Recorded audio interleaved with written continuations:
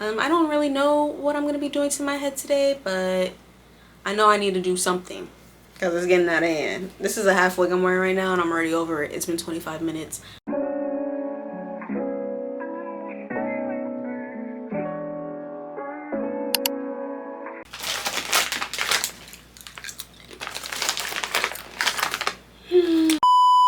We back, y'all. So on today's episode of I don't know what I'm doing, but I know I can make some shake, I need to do my hair expeditiously. I got a lot going on. I am so sick and tired of always feeling the need to buy hair, knowing I have so much hair that I can do something with. It's actually annoying on my part. I feel like I can't envision anything, so I gotta buy new hair to see the vision. But that's not the case. I got some old hair and I'm finna make something shake. So we already found some of this Zury French Curl hair. But you know it wouldn't be me if I didn't mix. I found some ocean wave hair, some Kima ocean wave hair. I feel like this could work to mix in, but in my mind, they're gonna be super similar because French curl kind of gives, sorry y'all can't see me. French curl kind of gives ocean wave, but just like a little more ringlet-y. I feel like I need another, what the heck? That scared the crap out of me. But like I was saying, I feel like these two are gonna be too similar, so I'm gonna need another curl pattern to break this up. I'll be back. Okay, so I also did find this Bobby Boss hair. It's in deep wave. It is 28 inches, and conveniently enough, I have it in the color too, which is the color that I have all the other hairs in. I'm not sure how they're all going to look together. I do feel like the deep wave might be a little too tight in comparison to the French curl and ocean wave, but I only have one pack of it, so I feel like it'll be a nice way to break it up. But let me take out a bundle from each pack and hold them all together just so we can all visualize. Okay. I also only have one bundle of the ocean wave, so hopefully that's not too problematic. We'll see. I do feel like these three might look a little crazy. Either this is gonna look super cute or super ugly. So this is my braid pattern. I have 1, 2, 3, 4, 5, 6, 7, 8, 9 braids going across, which is crazy because I was honestly aiming for 5. Don't know how I ended up with 9, but whatever.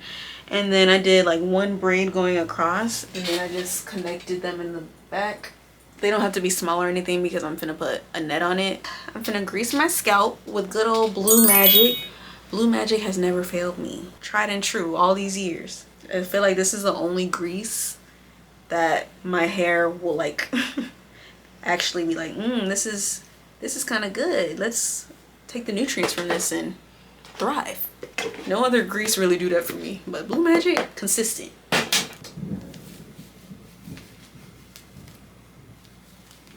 So upon further reflection, I don't think I'm going to use this deep wave hair. I don't know, I feel like this is just too far off, which is annoying because I don't know what I'm going to use this hair, but I'll find something for it. So I'm just going to stick with using the Kima Ocean Wave and the Zury braid hair. So I'm just going to go section by section and split the hair into pretty small strands. I'm honestly trying not to split the hair any more than this. I feel like this is good. If I make them any smaller than this, I'm going to be here for 4 million days. So we don't have that type of time. I'm going to start in the back and work my way up. So I'm going to take this piece, push the needle through, hook the hair, grab it, and then because this hair is a looser texture, I'm going to knot it maybe like 3 times, 3 or 4.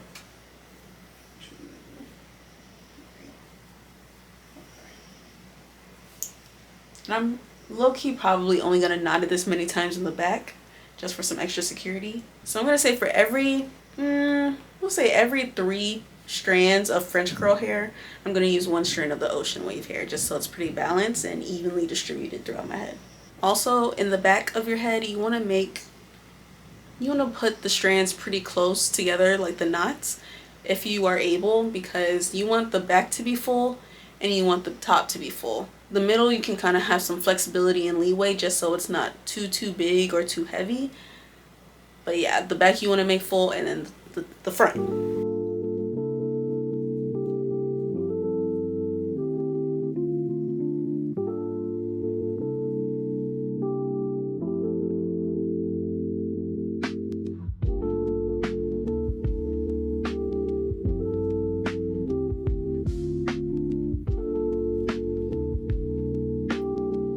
knot seems to be like a little bit loose, you can also go back and take a really small piece from that strand that looks loose, split it, and then just do a knot, and that will usually secure the piece like that.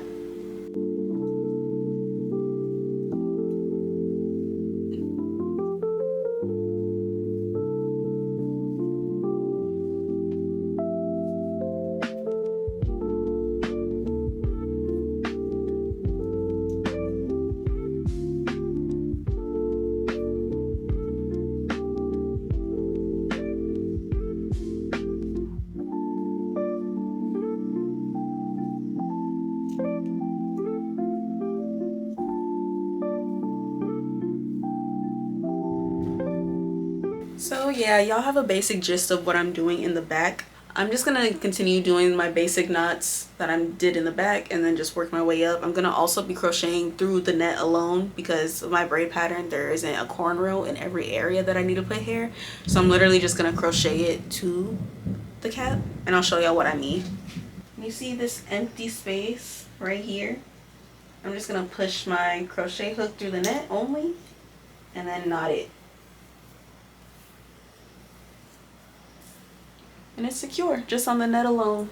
But yeah, anyways, I'm gonna come back to y'all when we make some progress and we start getting to the top, and where things get a little jazzy, where things get a little funky, then I'll come back and then we'll reconvene. So I'm like officially at the halfway point now, and I'm like this last braid, not last braid, but one of the braids that I had going like across, I'm using that as like a cover up for the braids that are going straight back, because if I didn't have this braid going horizontally across to cover up, it would look kind of skimp and scanty. So that's what I'm doing right now. I'm just filling it up. I was gonna do like some fancy knotting on this last braid, but I'm actually not going to. Don't feel like it. But I'm just doing a basic knot right on top of the braids, and then I'm pushing them backwards.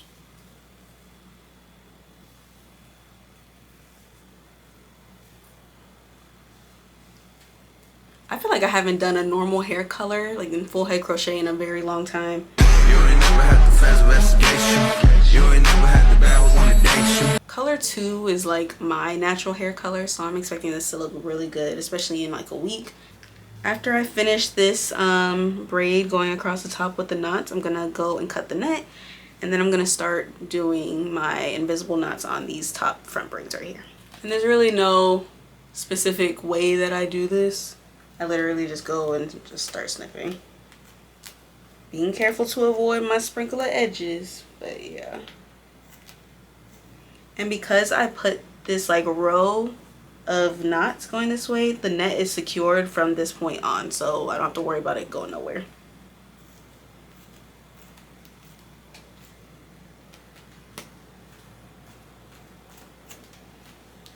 It was starting to feel a little snug, but the moment I cut the cap, all of that is released. Whew. So for fullness, it's looking pretty good density. Like, it's not overly full, which is what I wanted. It'll be a comfortable density because it is still very much hot. Okay, so for the front, I'm going to do some invisible knots, which is basically just knotting the hair in a way so that you don't see any knots visible. And by the end of it, you're not going to see anything, and it's going to look super natural, like it's coming out the scalp and all those great things. And the first thing I do in this process is cover up this front, like this base of the braid. I'm going to cover that up. I'm just going to take a piece, not too large. I'm going to push it through the base of my braid and grab one strand. And then I'm going to go on the other side of the base of the braid, push it through, and pull it. And that will be coverage. You're going to push it through. You're going to grab the crochet hair, pull it, and then you're going to go back under the braid, wrap one leg like 2 times or once, whatever you're feeling like, and pull that back down. And then you're going to grab the other strand that you didn't wrap around. You're going to pull that underneath the braid and pull it gently, not super tight.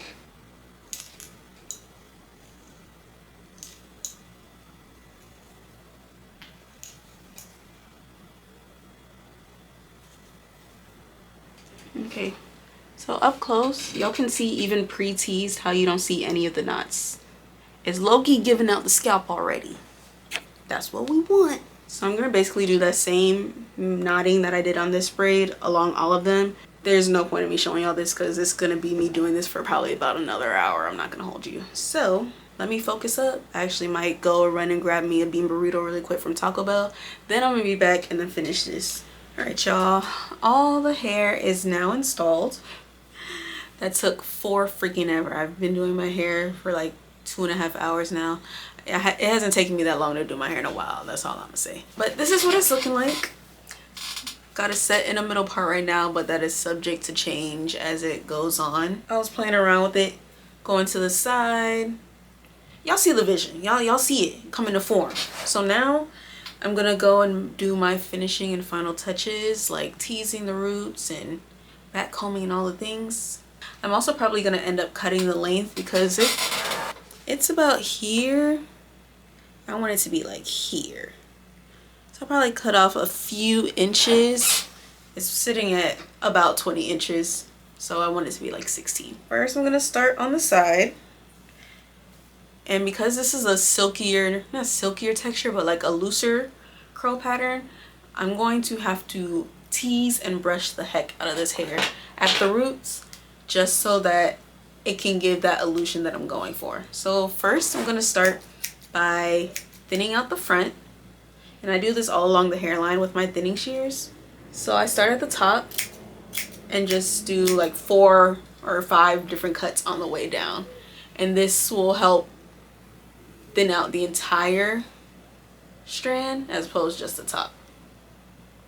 I'm also gonna go a couple of pieces back behind that front braid and also thin that out because I'm trying to remove a good amount of bulk. We want this to be a lightweight style, so you have got to thin your crochet hair or else it's just gonna feel bulky and you're gonna get aggravated when it tangles in 30 seconds.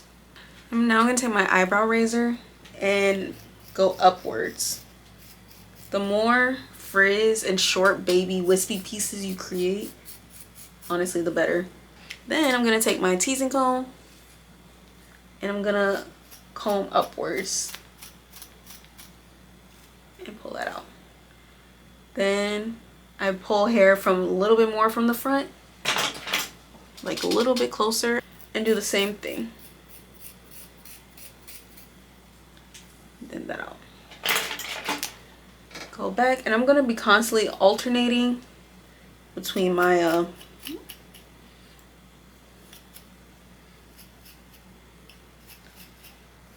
I'm gonna be alternating between my teasing comb and a hard bristled brush. I feel like a hard bristled brush like this just gives me the ultimate teasing look that I want. The teasing comb is cool for just creating that initial like wispy effect, but if you really want it to get down dirty in the D, you have to use this, and this will definitely get you right. And I'm also pulling some of the hair forward as I'm doing this. Yeah, see, like these pieces that I just pulled from the back, I'm gonna thin those out also because I can already feel them being problematic, and they're like in the back of my head, so it's fine.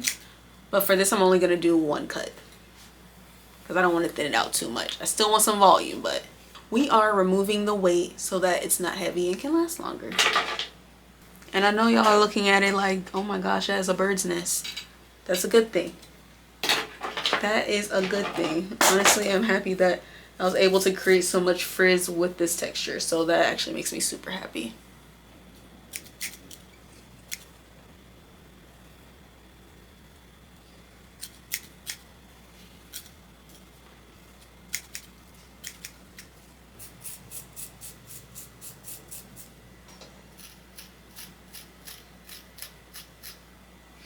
I'm also gonna go in with like a paddle brush and just help to separate the curls. I feel like a brush kind of separates them a little bit better than a comb does, but that's just my preference.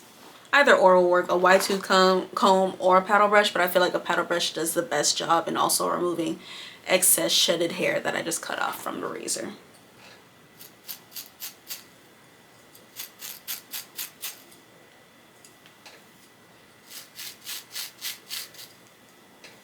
I don't like to go in and start face framing immediately with my regular scissors. I still try to like frame my face a little bit with the thinning shears, just so that I don't get too scissor happy and start taking away things that I know I'm gonna probably want later. So using the thinning shears first helps to, you know, cage myself in a bit, because I've been getting a little crazy. Okay, let me finish up teasing and doing what I do, and then when I get back, I'll come back.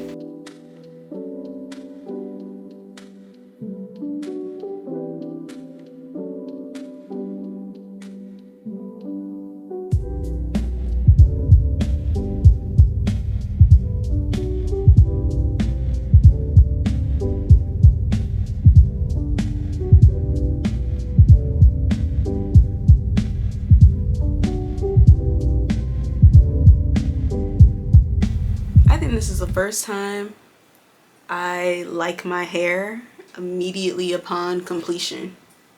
This is so cute.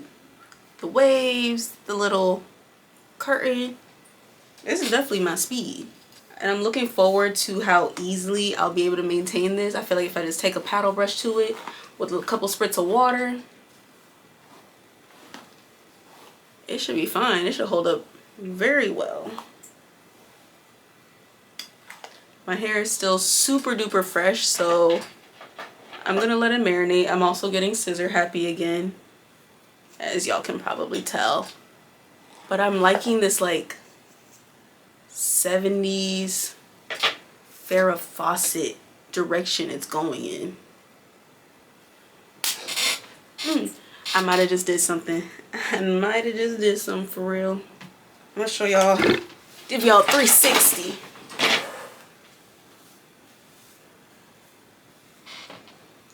That's the hair in the back. Like I said, I did cut it quite a bit just because I wasn't feeling that length. But I'm loving this length. I cut it to about 18 inches and it's perfect. I'll come back tomorrow with my face beat.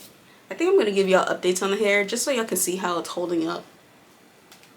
I'm only keeping this in for 2 weeks, like I said, maybe 3 weeks.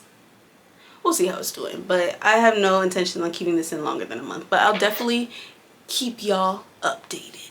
Y'all, I might have did something with this curl mix, like for real. Like these curls are just so effortless and bouncy and just have so much body. So far has been so easy to maintain. Like this one is definitely going to remain in the rotation, but let me know if y'all try it. Okay, bye.